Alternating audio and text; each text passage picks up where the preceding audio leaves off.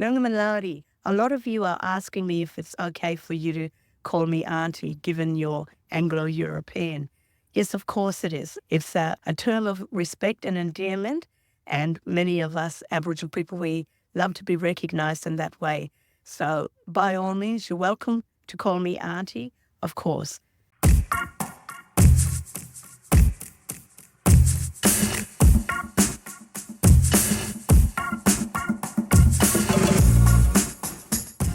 Welcome to the TikTok influencers you really should know about, the podcast dedicated to showcasing the remarkable individuals on TikTok who are making a genuine impact beyond just their good looks and celebrity status. From advocates for social justice to comedians who brighten our days, this podcast celebrates the diverse talents that make TikTok a vibrant community. Tune in to discover the influencers you may not have heard of yet, but you definitely should know about. Welcome back to the TikTok influencers you really should know about.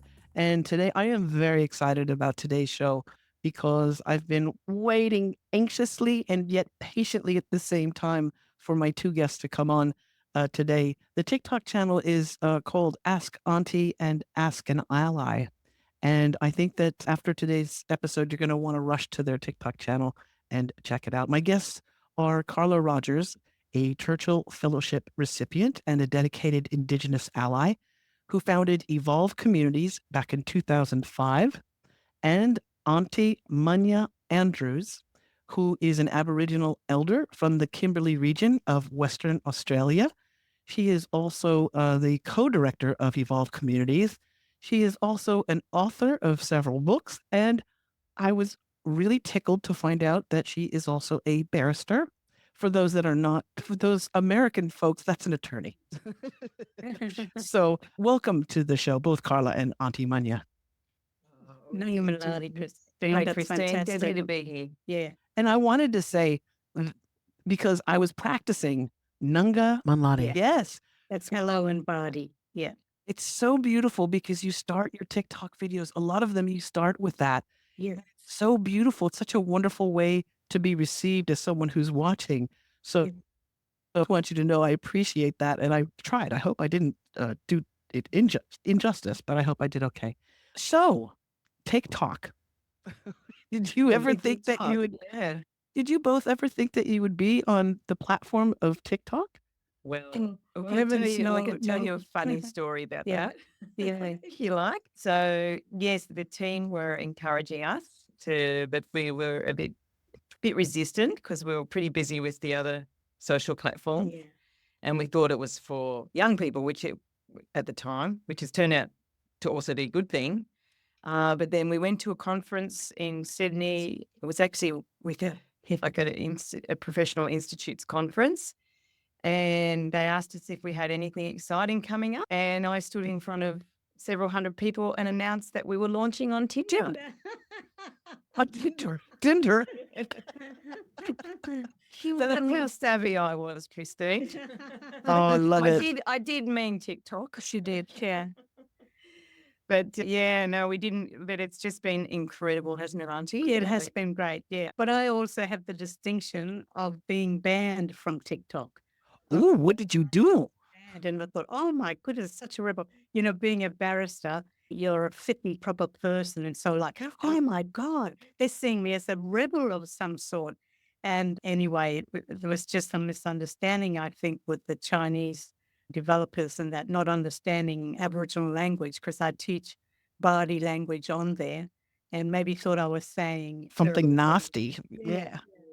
But anyway, my allies came to the rescue and said, hey, what's going on here? And stood up for me. And it was wonderful. So through the help of people like at Mama Mia and P.T. Griffin, they fought to get me back on. And so I was reinstated. Particularly, big shout out to Isabella Ross from Mamma Mia at the time. Wonderful We group. reinstated within 24 hours. And the other ally was a TikTok creator, Peter Fairley. And she's actually on our team now as our social coordinator. So that's what came from TikTok as well. Yeah. Wow. And how have you found the response? I mean, I know because I fell in love with you both, and I'm following you, and I'm learning as well because I'm a transplant. I'm from America originally. I live here now in Australia, and so I enjoy the videos just to learn, myself. One of the things that I find interesting is that you have a lot of well-meaning non-Indigenous people saying, "Is it okay if I do this or that?" Have you found that pretty much overwhelming? That's the response, is that they want to learn more, they want to incorporate more. Yeah, Um, absolutely. And it's great to see. And especially they're very interested in Indigenous languages. So that's great. And so the response has been overwhelmingly positive.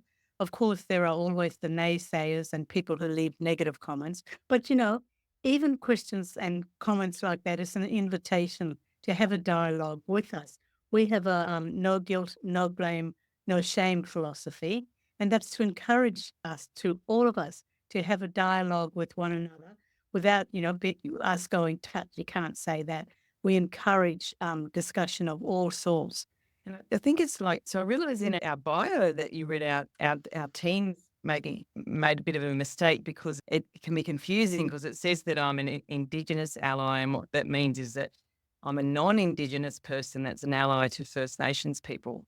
But I realized when I heard that, it sounds like I could be an Indigenous person that's an ally. Correct. So the business, I founded the business before Aunty Munya joined, Yes. and it was really about, wanting and craving a connection from a young age with First Nations people, being really confused. I remember wandering about 4 or 5 years old, wandering through the bush in Sydney and just feeling such a deep connection with the old people or the spirits, but just thinking, why do our people, why do non-Indigenous people or the government and community basically ignore Yeah. First Nations people and not acknowledge them? And I just craved a connection.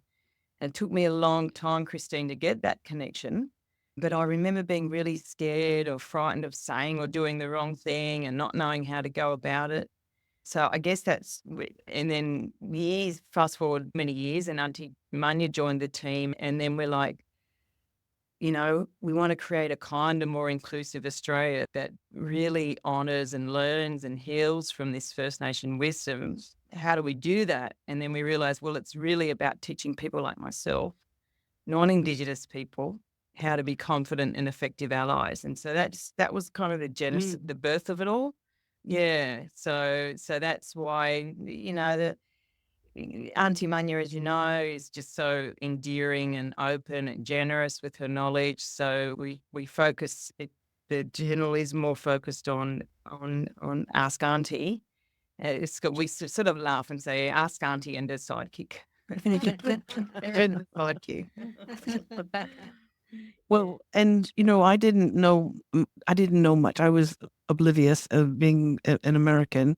I know America has its own racism, roots in racism, and horrific acts from the government and from religions and all of that.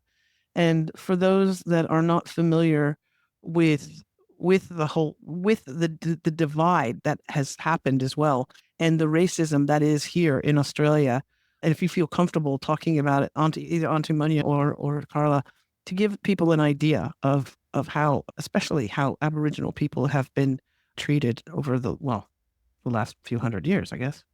Yeah, it's been quite atrocious. And like other First Nations peoples around the world, we've suffered the same fate. And so many of our mob relate very strongly to Native Americans Yes. and other Indigenous people, Maori people in Aotearoa, all around the world. And we share a kindredness with them because of that experience as colonized peoples. And so I became very much aware of racism from a very young age. And when I was 17, I went off to America to live as an exchange student up in Wisconsin. And that opened my eyes to the international world, and I'm forever indebted for that experience.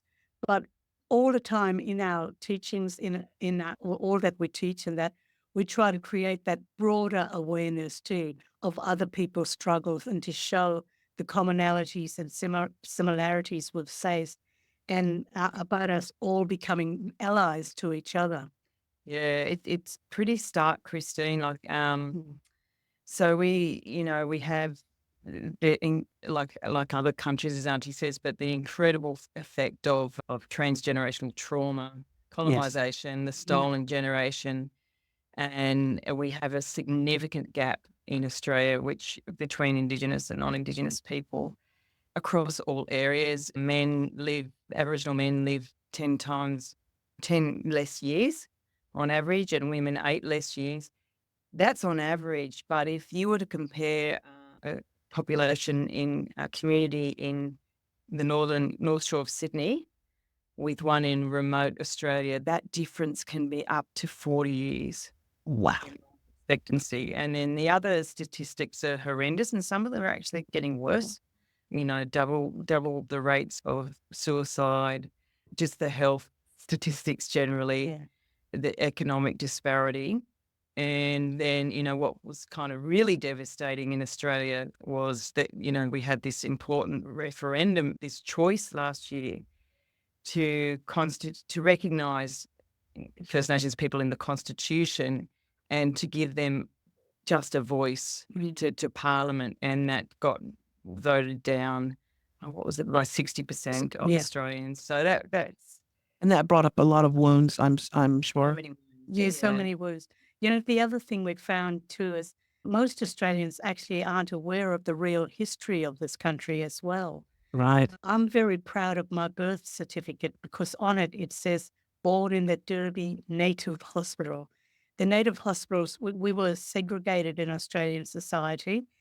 So there was a black hospital and a white hospital. So I was born in the black hospital in my town.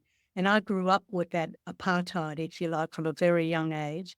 And another thing people don't realize is that South Africa's apartheid laws were based on what was happening here in Australia. And that just really shocks everybody. It's like, hello, we were doing such a good job here that other countries copied us. And so people aren't aware of that history, being excluded like that, not seen. There was no acknowledgement of you as traditional owners. And that's why the welcome to countries and an acknowledgement of country is so important because it's saying to a First Nations person, I see you.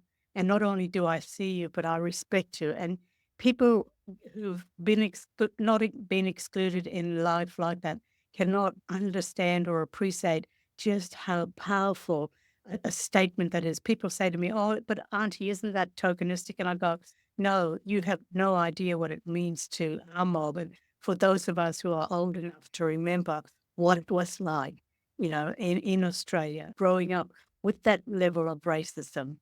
Oh, yeah.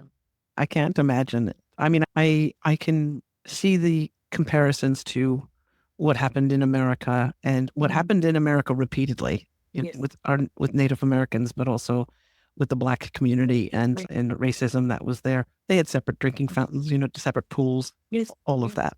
Yes. And the violence that was perpetrated, That's the right. ignorance that fueled the violence is something that still has not that has not been properly addressed and redressed. It's generational as well, like you said. Yes. But you said a couple times too. So for those, 'cause I love words. When you're talking about your mob, and so I'm going to ask you, who's your mob? So my mob are the Bardi people. We're on the coast of in the Kimberley area, west coast of Australia, up in the north. We're saltwater people. We live by the sea. So what that means is we then have a lot of commonalities, a lot in common with other saltwater people from around the country. Usually that translates to us having similar saltwater dreamings. So for instance, you can't have someone in Alice Springs who has crocodile dreaming or shark dreaming because they're in the desert. So desert peoples relate to other desert peoples. Freshwater peoples relate to other freshwater peoples. So it gives you that sense of commonality and bonding and kinship around the country. Yeah. And dreaming is a big part, isn't it? It's a huge part. And, often people ask me, oh, Auntie, what is dream time? And in my book, just behind me, Journey into Dream Time, I wrote that to explain what Aboriginal spirituality is about, what dreaming is all about. And in that book, I say, I always take my lead from an elder who said, Garia people ask us all the time, what is dreaming? He says, it's hard to explain because dreaming is a really big thing for Aboriginal people. And it is. And so that book introduces people to that concept. What does that mean at a deep personal level? So Oh, I love it. yeah. There's so much interest in that in the Yeah. TikTok channel, and what we find with our teachings, we run everything as like a yarning circle. And it's always that invitation from First Nations people that were extended last year with the referendum. We're extended all the time we're invited into First Nations worlds and dreaming and culture. And so what's been really popular on TikTok is, when people ask, well, as a non-Indigenous person, can I have a dreaming? Or I feel one video that went off was just a response that we made to another video, to another comment when someone said, oh, Yes. on connection to the willy wagtail. So Auntie and I just jumped down to surf and we just said, oh, let's enter this now. Yes. We just did this video talking about, even as a non-Indigenous person, how you can have these, in a culturally respectful way, but have these connections. And Auntie, what would you say about that for non-Indigenous people? Well, I was taught that Aboriginal dreaming is for everybody. One of my spiritual teachers would say to me, Munya, he'd say, dreaming isn't just for Aboriginal people, it's for everybody. And so I continue in that tradition, sharing Aboriginal wisdom through Aboriginal dreaming with people so that they can learn about it and get in touch with their spiritual sides. We all have it. Every human being on this planet is spiritual, whether you realize that or not. And so it's getting people in touch with that. Because one of the things about dreaming, what it teaches us, is that we're all interrelated and interconnected. No one of us is separate from each other. We're all bonded in some way. We're all a family, if you like. And that's the wonderful gift that my culture has to offer the world. We take people through our Aboriginal kinship system and show them how everything and everybody is related to each other. So that to develop that deep sense of belonging. And, there was that author a couple of years ago during the COVID crisis who wrote about this century as being the loneliest century ever. And I would say to people, how can you be lonely? Your relatives are out there. Your ancestors are out there. We're guided through life. They walk beside us each step of the way. And that can be so empowering for the disenfranchised, for people who don't feel they belong, who feel perhaps that they're outsiders in the society. Yeah, and it's such a not belonging is such a foreign concept. Which is like, it's a country is family and the stars are family and Nature. animals, everything, plants, everything has a kinship system and is related. And so when I talk to Auntie about feeling I don't belong to something, I know. I and go, she just looked what at me are you like, talking "No." about? Women? It's really interesting. And what we spent a lot of time on, Christine, is so we talked about that, the hard stuff, the gap and that kind of stuff, but we really focus a lot on what is it that we can learn from Indigenous wisdom and the strengths. And we can only grow and heal as a country when we turn to that wisdom. And what would this country be like if all of us saw, the earth, Mother Earth, as family and treated her like family? What difference would that make? The world would be a better place, as well. Yes. Because look at all the divisions, the divisiveness and the conflicts and, Yeah. based on religion and color and this and that. And it would be so, and I think like for myself, the time that I felt that really strong connection, and I've talked to a few people who've had NDEs, near-death experiences, is when I had that happen for a moment in time, although it did seem to stretch on forever. It was probably a second, but I felt connected to everything. Wow. to every bird, every rock, every drop of water. And it was the most beautiful feeling. I can never explain it. But after that, it just changed me at a different level. And I can imagine, walking around and experiencing the world, already feeling that connection all the time. That would be very cool. Yeah. I would like that. That's an amazing thing. You often hear people like yourself that have had that experience, and I know Auntie has, are not afraid of death. No. But yeah, imagine for Indigenous people, that is the way of being. How amazing that would be. Yeah, Yeah. we actually teach that dream time is not in the past. It's very real. This is the dream time here in the modern world. Real world. And that's where truth and wisdom lie. Well, if you don't mind, I would love to, for our listeners who are listening on Apple Podcasts or Spotify, all the major podcast platforms, but also for the viewers who are watching on YouTube, is it all right to play one of your videos from your TikTok channel? Yeah, most definitely. Beautiful. Just to give people a little flavor. I think they already have a flavor of your wonderful giant hearts. But on this one, I just think it would be really fun. And this is a question that I think you get asked quite often. So let me see if I can just pull it up here. Give me just a moment. Nanga Maladi, a lot of you are asking me if it's okay for you to call me auntie, given your Anglo-European. Yes, of course it is. It's a term of respect and endearment, and many of us Aboriginal people, we love to be recognised in that way. So by all means, you're welcome to call me auntie, of course. So thank you for the question. I love that. That was just that was probably 30 seconds, if that. And that endeared me so much to you. Like, I could feel when I feel your spirit. It just comes right across through the ticket. And so do so many people that follow you on TikTok. What would you say is the most common question that you get asked? Well, that's a pretty common question. Yeah, there are questions about culture.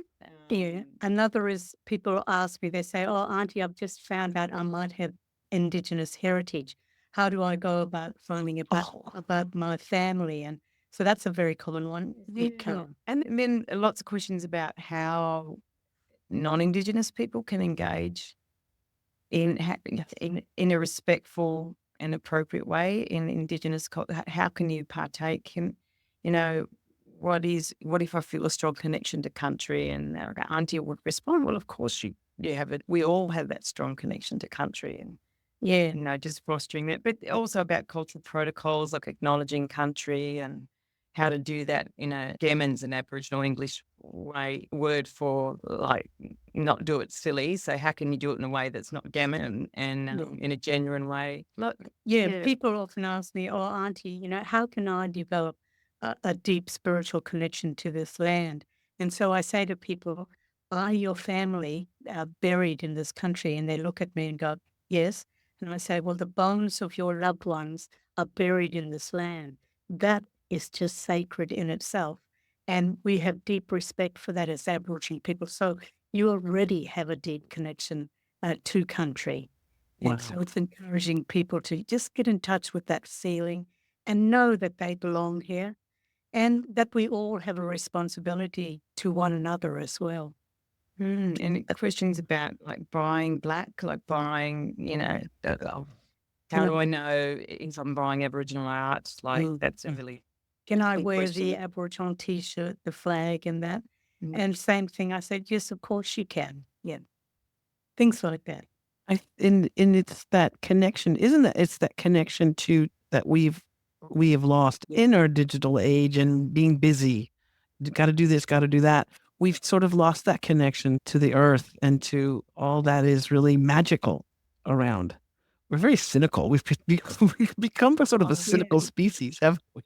The non-Indigenous way of growing up is like like our society is just putting productivity above everything else. And so one thing, the practice of deep listening is the incredible practice. But I've learned a lot from my auntie about about resting, and I'm still learning how to rest. how to stop, how to not to be busy, how not to Take do. care of yourself. But I think we're real products of our culture in that obsession with busyness and productivity. Well, I'm just tickled just to have both of you on the show, and I will make sure that we have in the show notes the links to your TikTok channel and as well a link to the Evolve community, the website as well, so people can find out a bit more. And if they would like to support in some way, they can also go to that website and Yeah, absolutely. Like we have so many ways for us to yarn with people, to learn together, lots of books, lots of different programs. So we really love to keep the conversation going because the main thing Auntie and I, the reason we started the business, or have the business as it is that only 3% of our population in Australia is just over 3% is First Nations. And so it's 97% of us, 97% of us have an opportunity to step up, learn from and support First Nations people. So that's what we're all about. That's what those resources are all about. Yeah. and then people can also take the Ally Pledge as well. Yes, you do. Yes. Yeah, that came about with the failure of the voice referendum. People were feeling deflated and people wanted us to not communicate with the world for a couple of weeks or so. And I didn't want to do that. I said, no, we've got to build upon the goodwill shown to us by at least 6 million Australians. Vote yes. And let's not forget that. And so the pledge was our idea of encouraging people to stay committed, to not give up the fight, to hang in there with us. And keep showing up as allies. And showing up as allies. And so, it asked people to pledge that, they listen to Indigenous voices, keep their hearts open and continue to support us. So, and that's been wonderful, hasn't it, Carla? There's been 4,000 people, more than 4,000 people Wow. signed up to take the pledge. I think more than that now. But Well, we'll get a few more. We'll put that link as well so people can take the pledge as well. Thank you again, both of you. My guests today have been Carla Rogers, who's part of the Ask an Ally part of the Ask Auntie, and also the wonderful Aunty Munya Andrews. Thank you so much. And I'll say too, this has been too deadly. It's It's been too deadly. Yeah, we just like to say something in language to finish, but as Aunty Munya says, it's ultimately everything's all about Namanju, which is love. So we say Galagona, thank you, and in Yidigal Gona, take care of yourselves and go well.